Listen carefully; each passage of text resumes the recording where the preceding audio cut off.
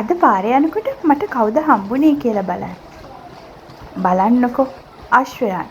අවුරුදු කාලෙට තිරික්කා රේස් දැක්කට අශ්වයෝ මෙහෙම යනවා නම් දැකලා නැහැ. සමහර අය වේගෙන් යනවා, සමහර අය හිමින් යනවා. හැබැයි මම මේ ගමනේ විශේෂ දෙයක් දැක්කා. මේ හැම කරත් එකම අශ්වයට ඕන ආහාරත් දාලා දෙවුණා. ඒගොල්ලෝ ඒගොල්ලන්ගේ කරත්තේ පිටිපස්සේ බැඳගෙන යනවා. මේ අශ්වයෝ ගෙදර ඇති කරන අය. එයාලා එක එක විදිය. සමහර අයගේ කකුල් වල ලොම් පිරීලා. හරිම ලස්සන ගමනක්. සමහර අය වේගෙන් යනකොට ඒ සද්දේ ටක් ටක් ටක් ගාලා වගේ හොඳට ඇහෙනවා.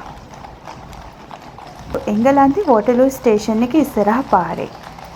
අද මේගොල්ලෝ කිලෝමීටර් 18කට වඩා ප්‍රමාණයක් මේ රවුම යනවා. මේ නත්තල වෙනුවෙන් සැරසෙන්නේ. ඔන්න බලන්නකෝ ඉතින් මෙයාගේ ලස්සන.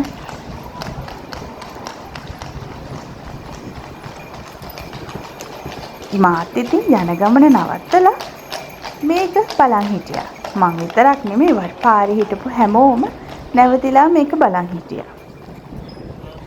එයාලගේ ගමන හරි ලස්සනයි.